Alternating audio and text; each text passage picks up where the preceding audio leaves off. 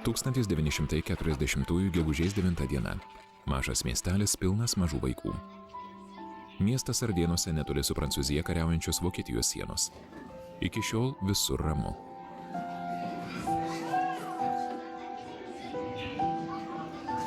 Vaikai rūpestingai išrikiuoja klumpes ir mokytojai jiems sako: kad sugrįžtų taika, šiandien aš jūs išmokysiu dainuoti gražią dainą, štai taip rankutėmis vaizduojant lėlytes. Ši pamoka jiems paskutinė.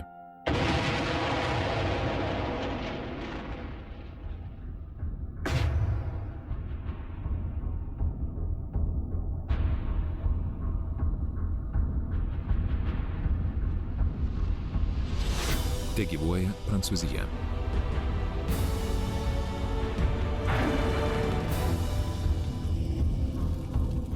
Keturiasdešimtųjų gegužės 10. Vokietija pradeda puolimą 5:35 minutės.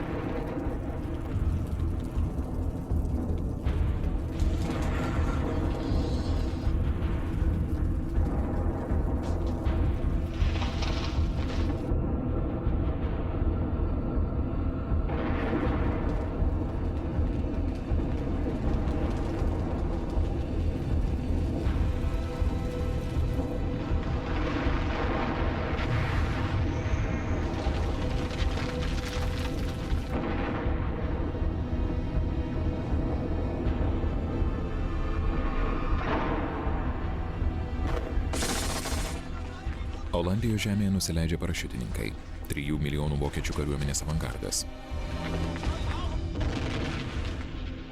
Wehrmachtas įžygiuoja į Belgiją.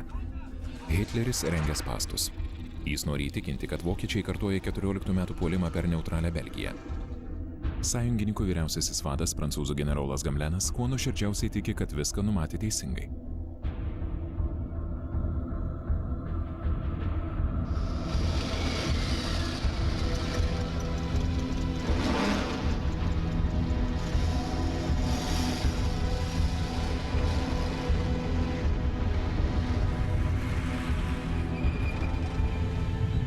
Taigi Gamlenas pasiunčia į Belgiją geriausias savo motorizuotas divizijas, prancūzų armijos pasididžiavimą, kartu su Britų ekspediciniu korpusu.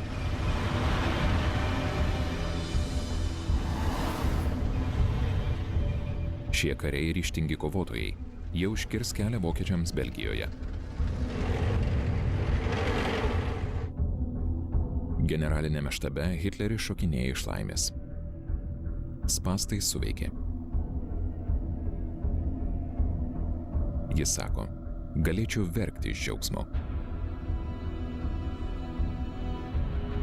Jis duoda įsakymą aviacijos viešpačiui maršalui Geringui nebombarduoti prancūzų kolonų ir leisti joms judėti gilyn į Belgijos teritoriją. Führeris juos puola iš kitos pusės. Tikrasis puolimas vyksta per Ardėnus. Prancūzų štabas buvo paskelbęs, tankai neįveiks šio miškų masyvo.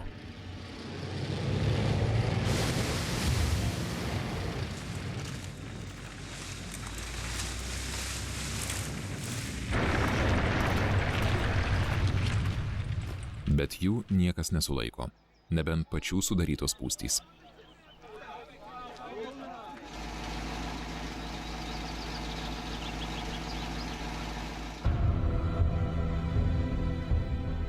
Tuo metu pradeda bėgti pirmieji mašinas turintys olandai, belgai ir liuksemburgiečiai.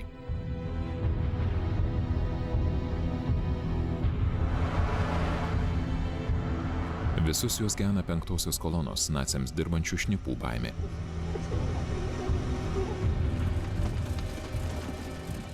Vokiečių elitinės oro pajėgos atlieka diversinius ir puolamuosius veiksmus Belgijoje. Inžinerijos dalinių kariai traukia dainą, kuris skambėjo per Lenkijos kampaniją. Karo draugė, merginos palauks. Laikas žygiuoti, karo draugė. Gegužės 11-ąją auštant juos permeta į Belgiją.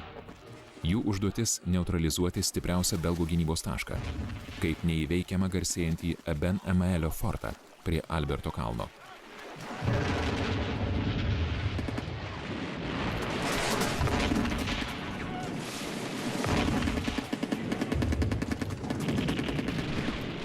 Vienam drąsuoliui pavyksta prasmukti ant artilerijos bokštelių stogo ir ten padėti sprogstamą užtaisą.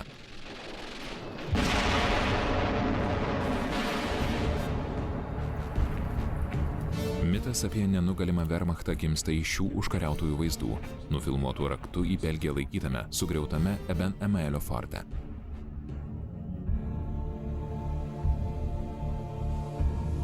Vokiečiams užėmus fortą prasideda karštligiškas veržimasis į paskutinius traukinius vykstančius į Paryžių.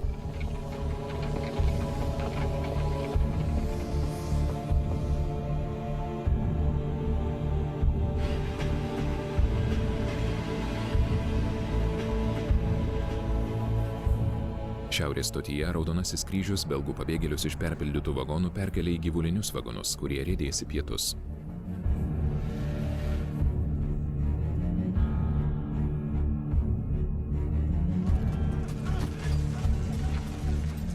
Vokiečiams įžengus į Liežą, panika dar labiau padidėja.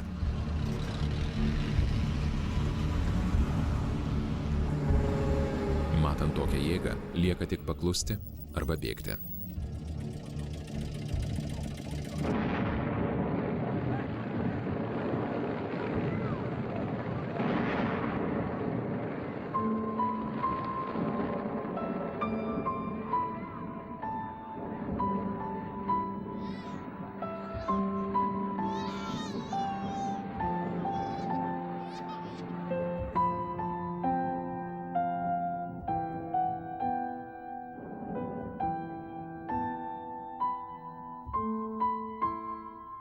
O čia jau bėga ne miestiečiai, o kaimiečiai.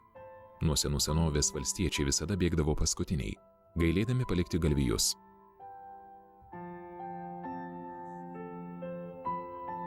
Garsus flamandų poetas Emilis Verharnas rašė: šie žmonės neturi ničnieko, nieko priešakyje, išskyrus nesibaigiantį kelią. Šie laukų žmonės, šių vietovių žmonės, turi tik begalinį skausmą.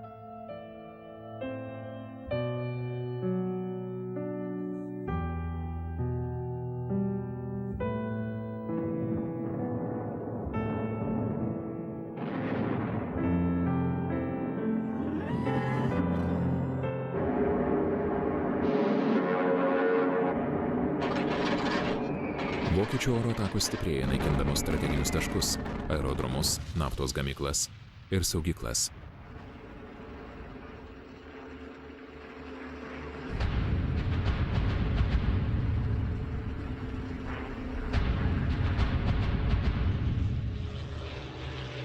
Bombarduojami miestai Prancūzijos šiaurėje ir rytuose.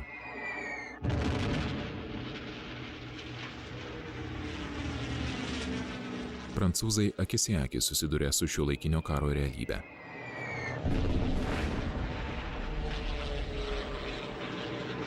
Nyderlanduose dega didelis Rotterdamo uostas. Toks pat vokiečių antskrydis kaip ir virš Varšuvos.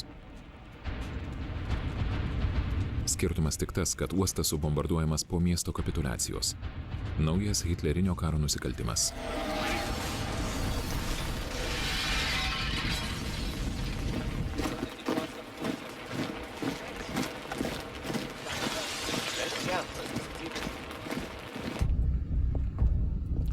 Nyderlandų karalienė Vilhelmina išvyksta į Londoną suformuoti migracinės vyriausybės kartu su savo dukra, būsima karalienė Julijona, princu Bernardu ir jų mažąja 2 metų dukra Beatrice, taip pat būsima karalienė.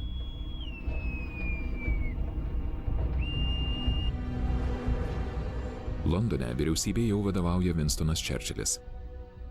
Nepaisant aplinkybių, pirmoji jo pasakyta kalba gana ryžtinga. I will say, without a doubt, that the fate of Holland and Belgium, like that of Poland, Czechoslovakia and Austria, will be decided by the victory of the British Empire and the French Republic. Tačiau Prancūzija patenka į nepalankę padėtį. Vokiečiai pereina Ardėnus per 3 dienas ir patraukia prie Maso įsitvirtinusios prancūzų pasipriešinimo linijos link.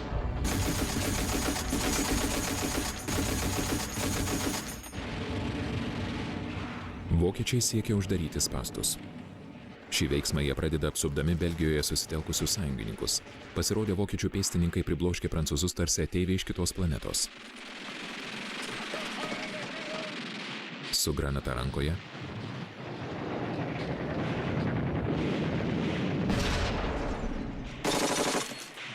kulkosvaidžiu ir paraitotomis rankovėmis jie per vieną dieną paima miestą. Strateginis Ardėnų miestas Sedanas jau paženklintas 1870 pralaimėjimo. Kliūtimi vokiečiams tampa Masas. Naktį iš gegužės 13 į 14 inžinerinis batalionas atsigabenasi jų tilto statybai. Prancūzai ginasi. Tačiau ryte prancūzų artilerija jau nebepavojinga ir vokiečiai baigė statyti tiltą.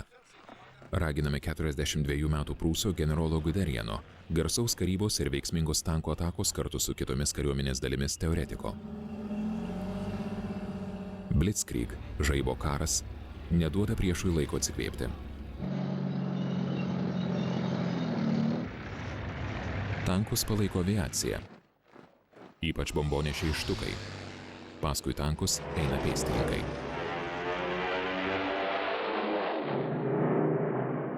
Štukai yra pikiruojantys vokiečių bombonešiai su sirenomis ir gerai parengtais lakūnais, kurie pajėgus atlaikyti didžiulį slėgį per pikiravimą. Bombas jie gali mėtyti iš nedidelio atstumo, todėl taiklumas visada 100%.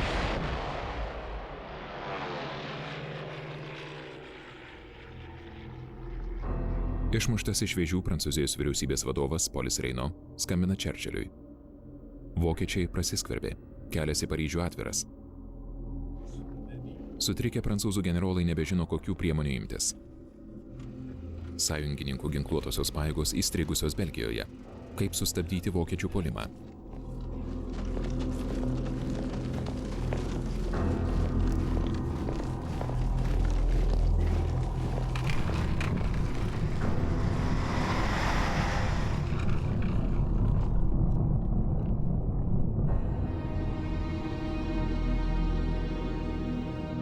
Paryžiaus valdžia bando kovoti su vis didėjančiu pabėgėlių antplūdžiu.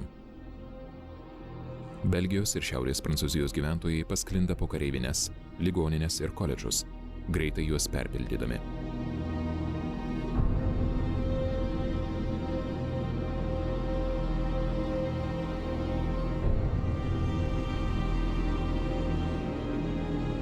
Vaikams prasideda uždraustų žaidimų metas. Geležinkeliai atkirsti, dauguma šių žmonių atėjo pėsti, juos reikia pauti naujais batais. Informacijos stoka, gandai, nerimas. Pasklinda kalbos, kad Gamlenas nusižudė. Prancūzų vadovybė supranta, kad vokiečiai artėdami jūros link paspendė jos armijai spąstus. Jis sako kontratakuoti. Per kontratakas pasižymi tankų divizijai vadovaujantis pulkininkas de Gaullis. Prancūzų armija turi daugiau tankų ir jie kokybiškesni už vokiečių pancerius.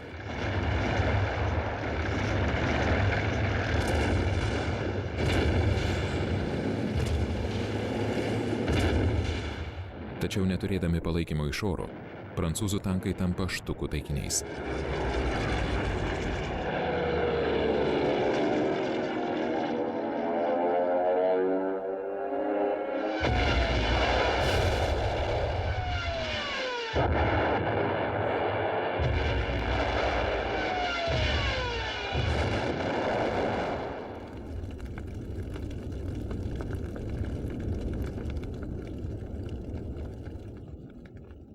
Prancūzų kovotojai verti pagarbos, bet jie visi vienu balsu kartoja, kodėl mūsų nesaugo aviacija. Nepaisant prasto kovinių veiksmų koordinavimo, prancūzų pilotai drąsiai kaunasi nelygioje kovoje. Numušta ir paimta nelaisvę 1000 vokiečių lakūnų. Britų vyriausybė primiktinai prašo sąjungininkų prancūzų perduoti jai belaisvius lakūnus, kad būtų galima juos išvežti į saugią vietą Kanadoje. Tačiau bergždžiai. Padaryta neatleistina klaida. Šie vokiečių pilotai po karo veiksmų Prancūzijoje bus grąžinti Vokietijai ir vėl stos į kovą, tik dabar jau prieš Angliją.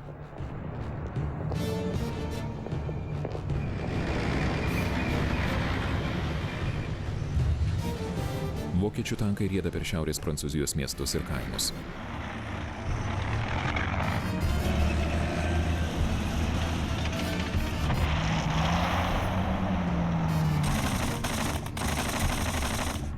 Prancūzai bando sulėtinti vokiečių žengimą pirmyn.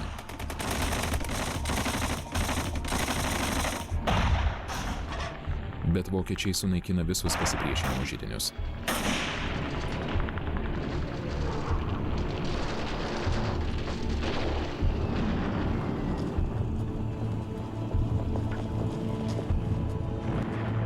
Prancūzų vadovybė nebesusigaudo, kur yra priešas. Štabo karininkas kapitonas Bofras. Mes gaudavome tik blogų žinių, vien tik blogų. Atmosfera nepakeliama. Po katastrofiškų 8 dienas mus pasiekiančių naujienų jaučiu visišką dvasinį pakrikimą. Pirmą kartą teko pamatyti verkiantį vyrą. Vokiečiai jau prie Lamanšo.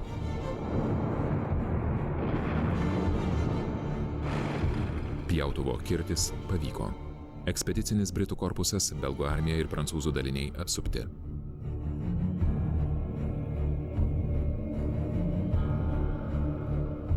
Belgijos karalius kapituliuoja su savo armija. Ekspedicinis Britų korpusas neįspėjęs traukėsi prie pakrantės, taip baigdamas išardyti sąjungininkų kariuomenę. Paryžiuje vyriausybės vadovas Polis Reino atleidžia iš pareigų Gamleną ir jo vietą paskiria naują gelbėtoją, 72 generolą Veiganą, vieną iš 18 metų nugalėtojų. O kad atrodytų dar patikimiau, Reino paskiria viceprezidentu kitą garsenybę, 84 maršalą Peteną, kuris dėja atsuka nugarą savo vykdytai politikai.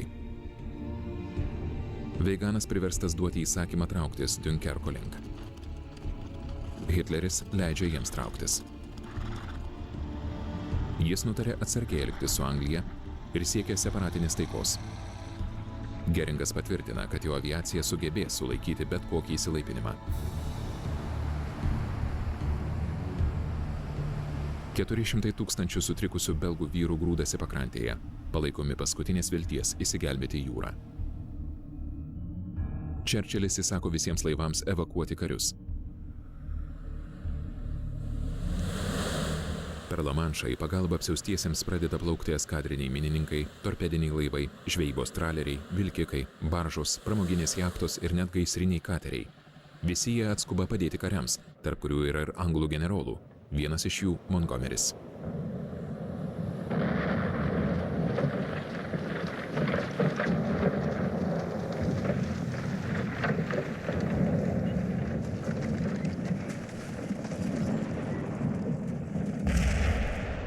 Prancūzai sulaiko vokiečius Dunkerko prieigose, bet už tai sumoka didžiulę kainą. Geringas pasiunčia Luftwaffe štukus ir bombonešius.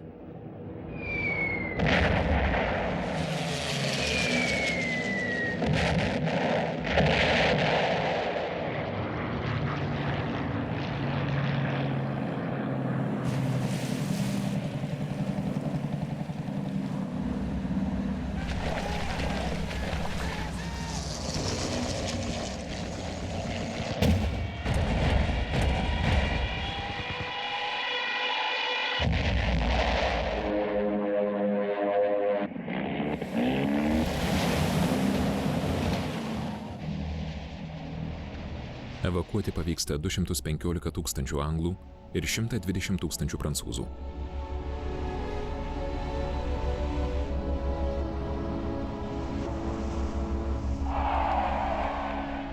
Anglų armija išgelbėta, tačiau kokios būklės?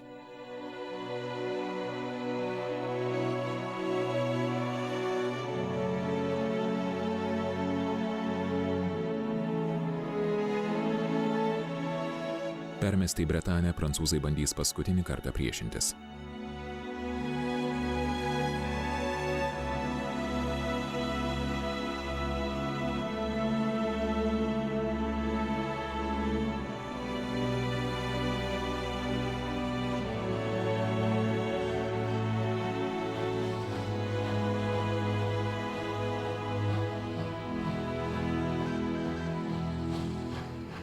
Anglai siunčiami į perginklavimo centrus. Evakuaciją iš Dunkerko jie vertina kaip pergalę. Tačiau džiaugsmą prigesina Churchillis. Jis pasako aiškiai: karai laimimi ne evakuacijomis. Ir vis dėlto, pirmosiomis 1940 birželio dienomis gimsta Dunkerko dvasia. Anglija suvokia, koks negailestingas šis karas ir koks pavojingas yra fašizmas. Nerūpestingas šypsenas keičia skubotos pastangos mobilizuoti tautą.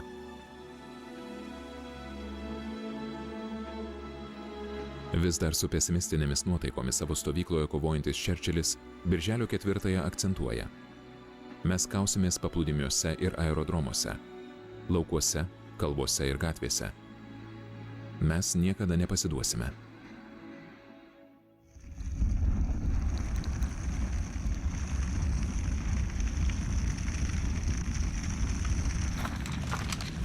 Birželio 4 vokiečiai užima Dunkerką.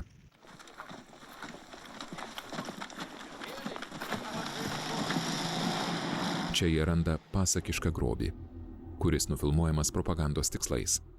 Didžioji jo dalis – anglų armijos technika.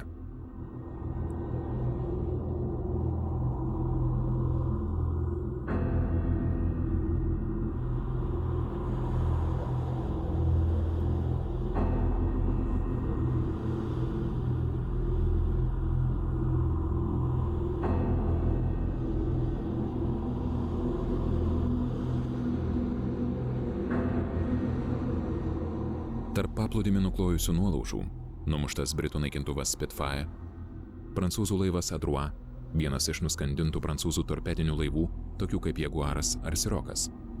Visa tai byloja apie įnirtingus prancūzų karo laivyno mūšius.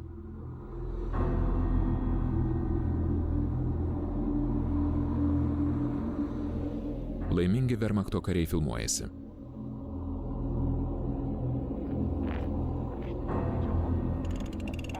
Jie dar rado prancūzišką gramofoną su garsaus dainininko Maurice Chevalier plokštele.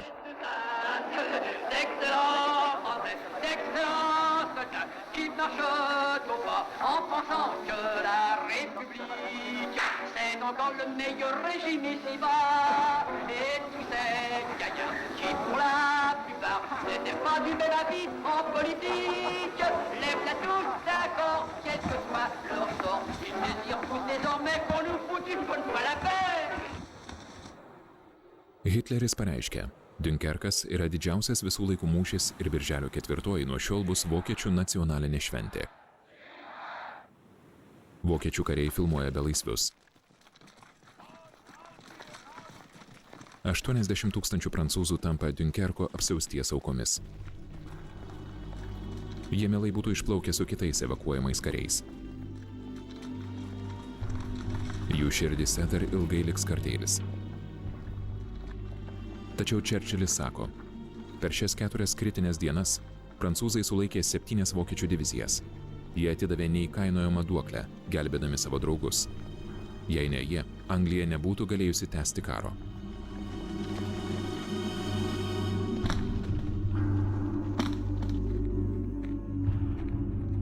Nepaisant sėkmės, vokiečiai taip pat patyrė nemažų nuostolių.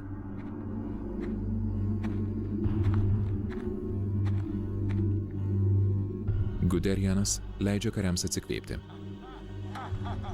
Didžiuodamiesi savo generolu, kariai paženklina ginkluotę raidę G.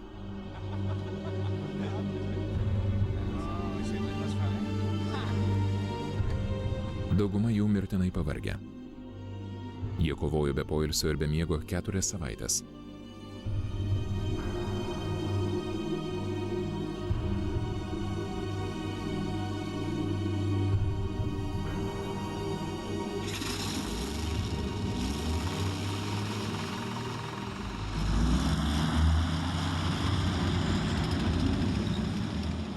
Puolimas vėl prasideda. Prancūzija žlunga.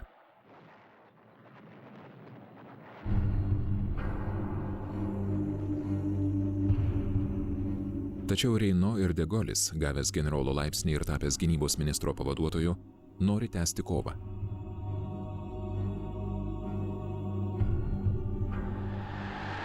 Romoje Italijos diktatorius Musolinis turi naujieną savo liaudžiai. La dichiarazione di guerra è già stata consegnata agli ambasciatori di Gran Bretagna e di Francia. Dučė Musolinis svajoja apie savo grobį – Korsiką, Nicą, Savoją, Tunisą ir Maltą. Jis rengiasi smeigti durklą į nugarą. Musolinio puolimą sustabdo prancūzų Alpių šauliai. Generolo Romelio kariuomenė užplūsta Normandiją ir įžygiuoja į Ruaną.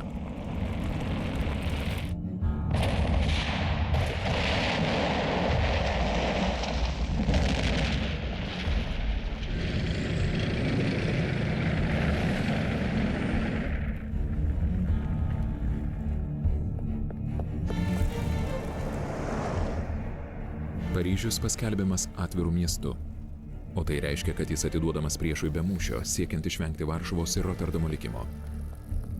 Vyriausybė įsikelia į Bordo. Vokiečiai jau prie miesto vartų. Pasklinda gandas. Jie žudo ir prievartauja kaip prūsai 1870-aisiais. Palikti likimo valiai paryžiečiai bėga. Prancūzija bėga. Didžiulė katastrofa, kuri bus pavadinta bibliniu egzodo vardu. 6 milijonai prancūzų patraukė paskutinės tvirtovės Luaros link. Tačiau nuo štukų negali apsaugoti jokia tvirtovė.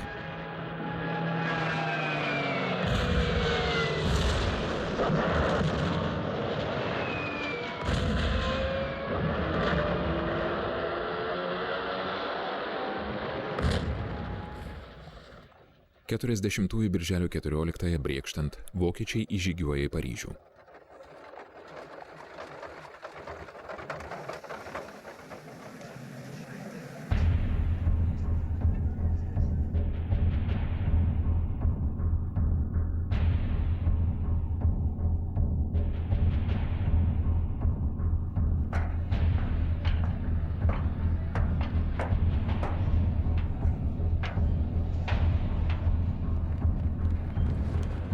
Virš Paryžiaus suplevėsuoja nacių simbolis – svastika.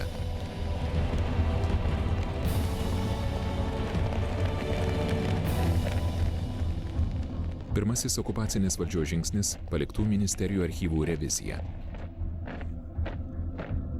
Vokiečiams rūpi šnipų, žydų, frankmasonų sąrašai ir net Versalio sutarties originalas, kuriuo 1919-aisiais buvo pažeminta Vokietija. Radiniai tuoj pat išsiunčiami Hitleriui. Egzodas sustabdytas. Luaros tiltai atkirsti. Vilties nebėra. Mūšiai liaujasi. Į Bordo pasitraukęs Petenas nusprendžia viską baigti.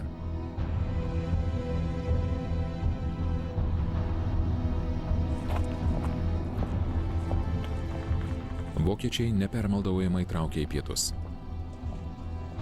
Prancūzų armija, kuri iki gegužės 10-osios buvo laikoma galingiausia pasaulyje, sutriuškinta.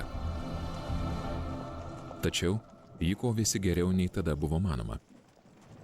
100 000 žuvusių prancūzų karių, daugiau negu per tokį pat Pirmojo pasaulinio karo laikotarpį, nors ir šis buvo pražūtingas.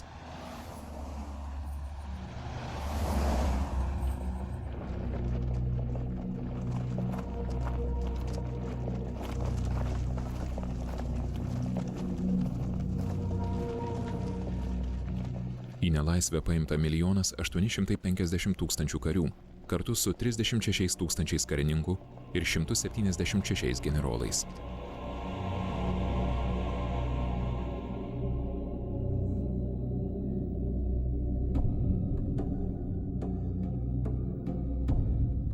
Tarp belaisvių daug prancūzų kolonijinės imperijos karių afrikiečių. Vokiečių armijos kino mėgėjai su nesveiku pasimėgavimu filmuoja, kaip išbadėję kariai perpjauna ožkai gerklę.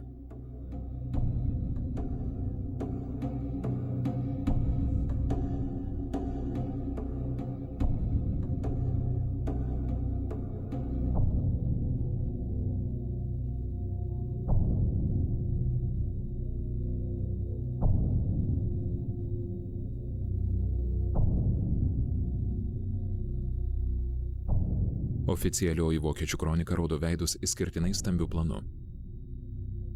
Jiems įsakyta parodyti įsigimimą prancūzų, priverstų kariauti kartu su savo vergais iš kolonijų. Beje, šis vokiečių komentaras labai prasmingas. Vor wenigen Tagen noch erklärte Chamberlain einem Amerikaner gegenüber, dass England und seine Verbündeten sich als Treuhänder der Zivilisation im Kampfe gegen mittelalterliche Barbarei fühlten.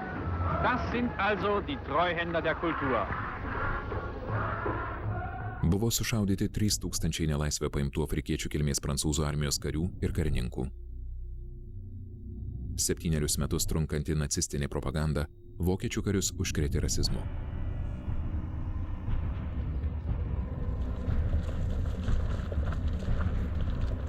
Prancūzijos likimas bus nuspręstas per 3 lemiamas dienas. 40 birželio 16 Bordo mieste įsikūrusi ministrų taryba priverčia Reino atsistatydinti. Į vyriausybės vadovo postą Respublikos prezidentas paskiria Filipą Peteną.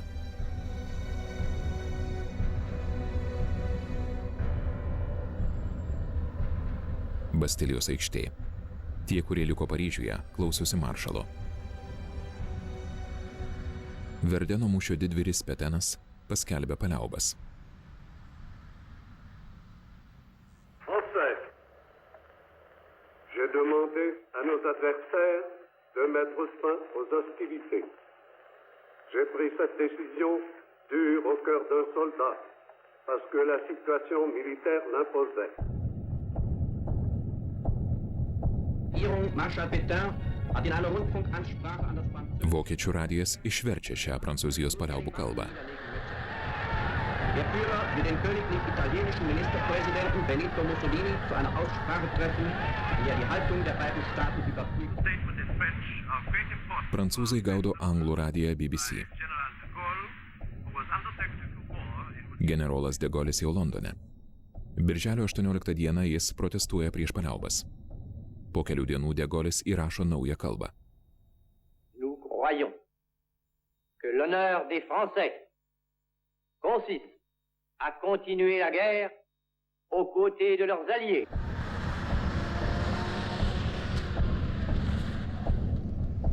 Hitleris gauna sveikinimo telegramą iš Stalino.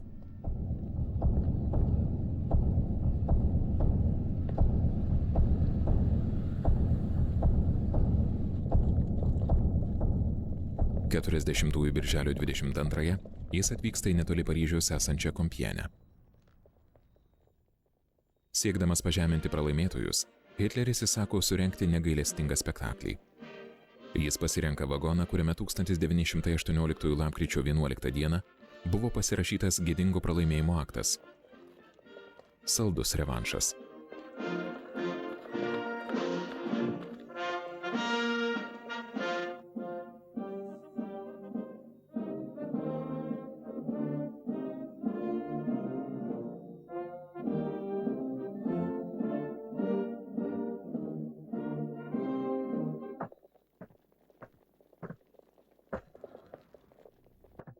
Prancūzų delegacijai vadovauja generolas Hunzigeris.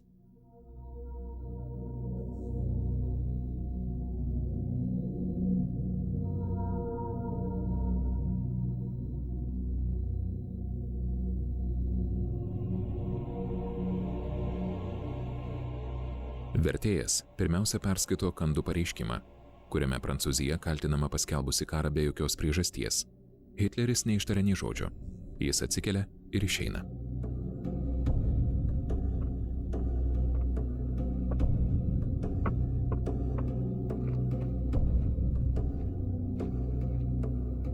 Tuo metu prancūzai susipažįsta su paliaubų sąlygomis.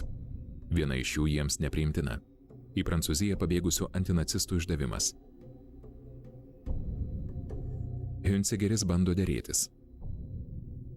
Vokiečiai nesutinka. Hunzigeris skambina Veiganui į Bordo. Vokiečių slaptoji tarnyba įrašo pokalbį.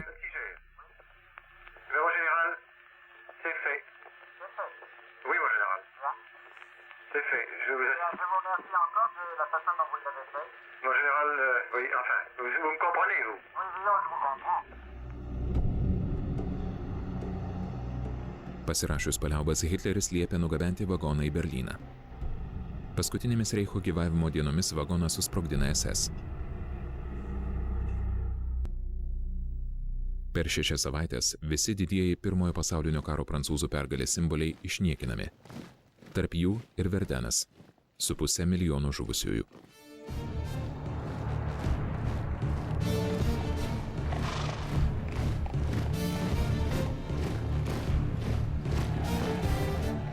Norėdamas dar labiau pašiepti, Hitleris aplanko savo vyrus, užėmusius Mažino liniją.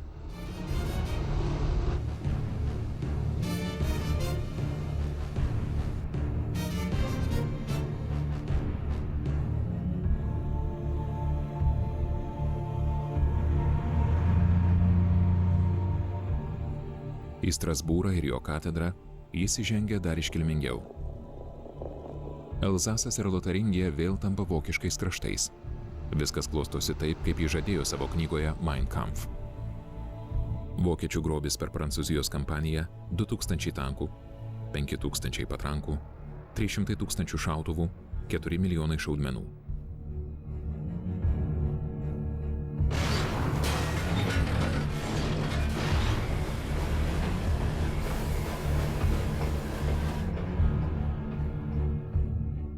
Paryžiaus intendantūros sandėlyje Wehrmachto kariai randa prancūzų armijos apatinių baltinių atsargą.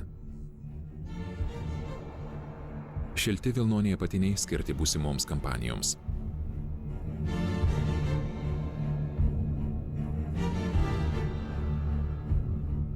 Karo grobis yra ir pati Prancūzija, jos gamyklos, uostai, turtai. Už tai, kad paskelbė karą, Prancūzija turės išmokėti kompensaciją, tolygią 100 milijonų eurų. Generolas Hüncegeris vyksta į Vokietiją, kur per pirmąjį komisijos posėdį bus aptartos paliaubų sąlygos.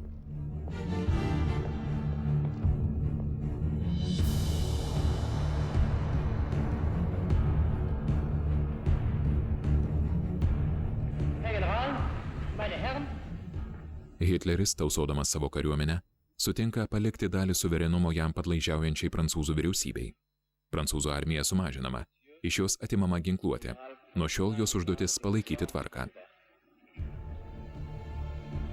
Prancūzija padalyta į 2 dalis, siekiant užvaldyti uostus, okupuota šiaurė ir visa pakrantė. Viduržemio jūros pakrantę kontroliuoja Italija, dar užėmus ir juostą išilgai Alpių. Likusi dalis yra vadinamoji laisvoji zona su naujaja sostinė Vichy.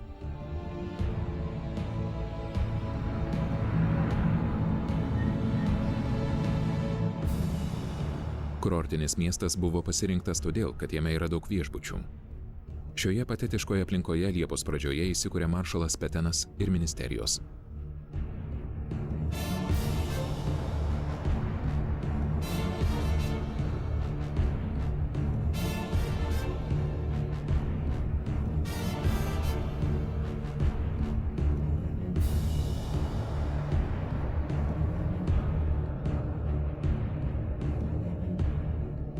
Tačiau Vichy vyriausybė tebe kontroliuoja milžinišką kolonijinę imperiją ir išlikusį galingą jūrų laivyną.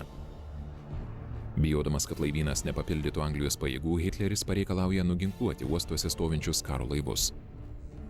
Čerčilis bijosi priešingo dalyko, kad jų neužvaldytų vokiečiai. Jis įsako karališkajam laivynui juos sunaikinti. Britų eskadra atplaukė prie vienos svarbiausių karinių bazių – Mers el Kebira Alžyre. Čerčilis nenori rizikuoti. Jis pasiunčia tokį signalą. Galite dėtis prie mūsų, paskandinti laivus, arba plaukti į Antilus.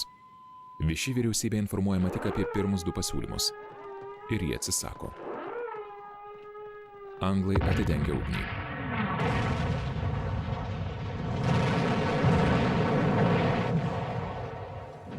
Nuskęsta 2 šarvuočiai, 2 kreiseriai ir 1 eskadrinis minininkas. Žuvo 1200 prancūzų jūreivių. Čerčilis nori parodyti pasauliui, o ypač Jungtinėms valstijoms savo ryžtą, suduodamas smūgį vakarykščiams draugams, kurių laivynas galėjo padėti vokiečiams įsilaipinti Anglijos pakrantėje. Vichy ministrai nori skelbti karą Anglijai. Tačiau Petenas pasipriešina sakydamas, užtenka pralaimėjimo.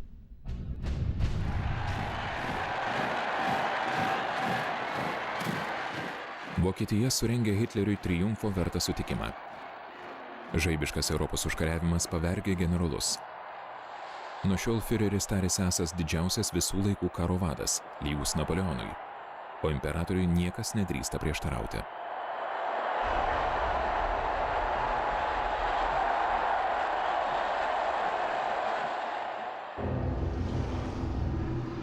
Vokiečiai užima Normandijos, Džersio ir Guernsio salas. Tai pirmas žingsnis pradedant Didžiosios Britanijos puolimą. Hitleris laukia, kad ir kaip būtų, šitie žmonės germanų pusbroliai. Sąjunga su jais įmanoma. Tada Europa būtų vokiška, vandenynas britiškas. Tačiau Čerčilis niekada nesutiks. Anglai laukia vokiečių puolimo ir imasi priemonių, kurios gali pasirodyti juokingos. Sklando gandas, jog mūšį su Prancūzija vokiečiai laimėjo todėl, kad turėjo Mišleno žemėlapius. Kita netidėliotina priemonė – vaikų išvežimas į saugesnes vietas, į kaimus. O išsiskirimas visada būna skausmingas.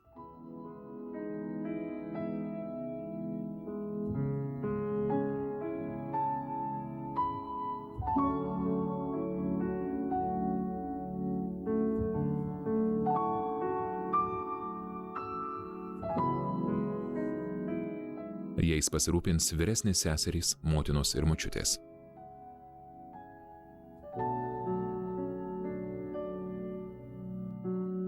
Visos jos gins savo namus nuo pavojingų vokiečių parašiutininkų.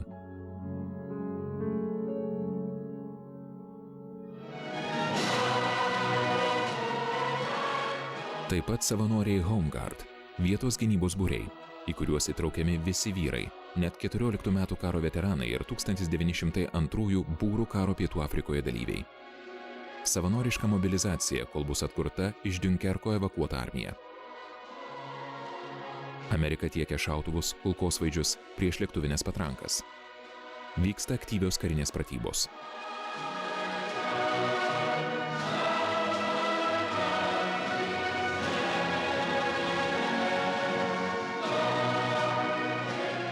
Tada Čerčilis pasako kalbą, kurią anglai ilgai brangins savo širdyse. Battle of Britain is about to begin. Let us therefore brace ourselves to our duty. So bear ourselves that if the British Empire and its Commonwealth last for 1,000 years, men will still say, this was their finest hour.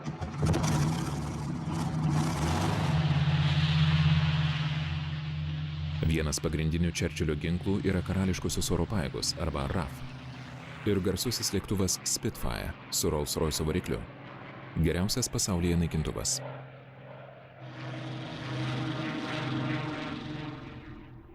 Anglai turi persvarą ir elektronikos srityje. Vienas anglas išrado radarą, galintį užfiksuoti lėktuvus. Todėl Ops Rooms, kontrolės centrai, gali nukreipti pilotus priešo link.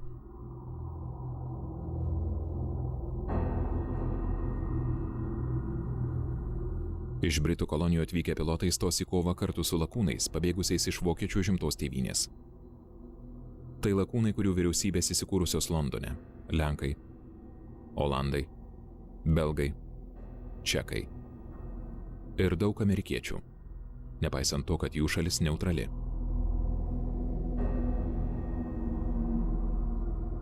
O pirmieji laisvi prancūzai, su degoliu priešaky. Anglų pilotai yra Oksfordo ir Kembridžo universiteto studentai. Vienas iš jų, Richardas Hilleris, prieš išvykdamas į mūšį, per kurį buvo numuštas, rašo: Spauda mus vadina prarastąją kartą.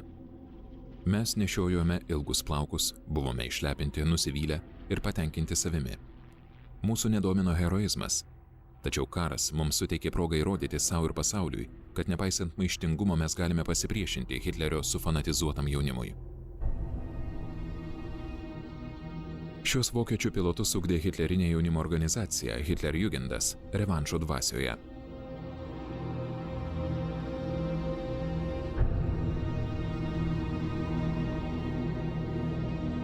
Jie jaučiasi esą elitiniai kariai, o jų vadas Geringas populiariausias režimo asmuo.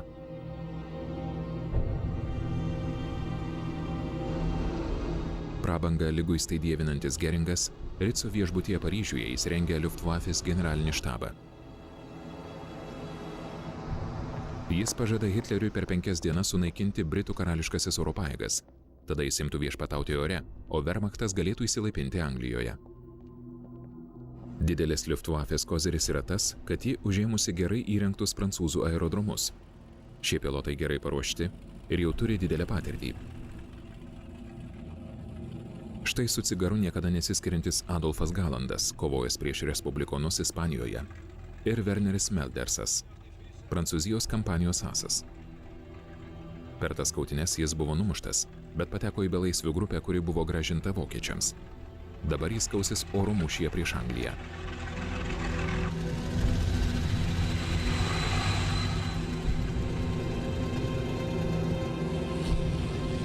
Iš okupuotos Prancūzijos teritorijos vokiečiai pradės įnirtingai pulti linijinius laivus, uostus, o paskui ir pietų Anglijos aerodromus.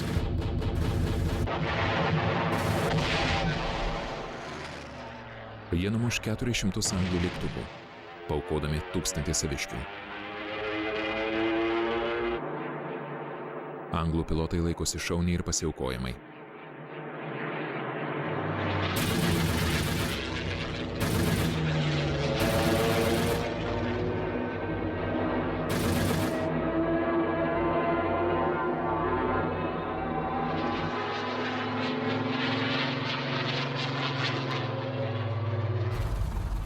Čerčilis sako, dar niekada per visą žmonijos konfliktų istoriją nebuvo sumokėta tokia didžiulė kaina. Hitleris nusprendžia atidėti puolimą. Čia jo pirmasis pralaimėjimas. Jis keičia taktiką sakydamas, anglai pasiduos, kai bus sugriauti jų miestai. Vokiečių bombonešiai nirtingai puola Coventry ir Londoną. Bombardavimas nenutrūksta dieną naktį. Karališkosios oro pajėgos baigia nusilpti, todėl taikinio pakeitimas yra lemtinga Hitlerio klaida. Dabar RAF gali trumpam atsikvėpti.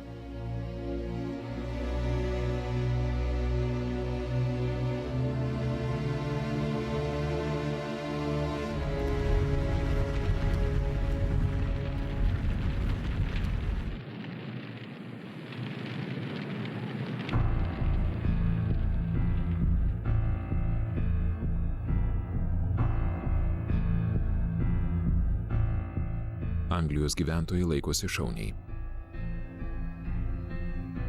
Jie kasa slėptuves savo namų kiemuose. Prieš eidami į darbą numinga metro.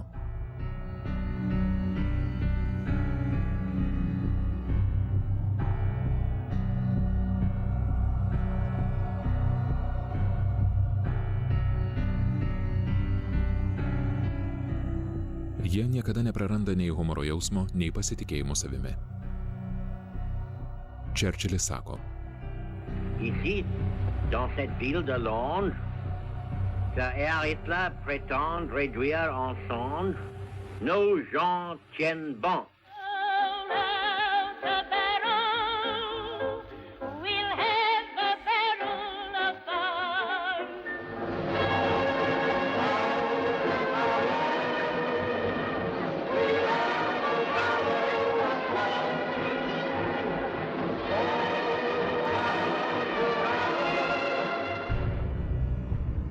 Hitleris apimtas nevilties. Jis sako, Čerčilis yra pusiau amerikietis, prožydiškas girtuoklis. Po kiekvienos nesėkmės visą pagiežą jis nukreipia į žydus.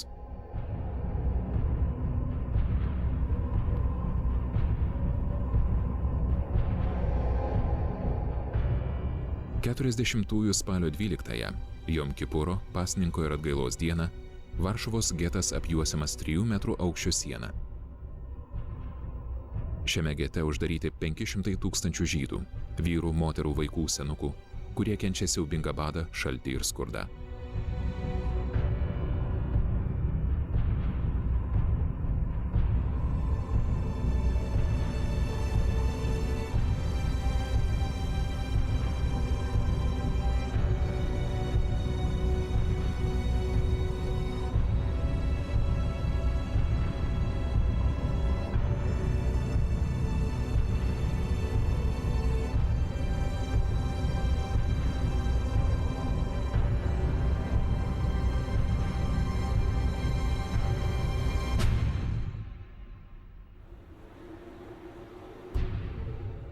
Savo name Bavarijos Alpėse Berghofe Hitleris švenčia 40-ųjų kalėdas kartu su aukštų nacių pareigūnų vaikais.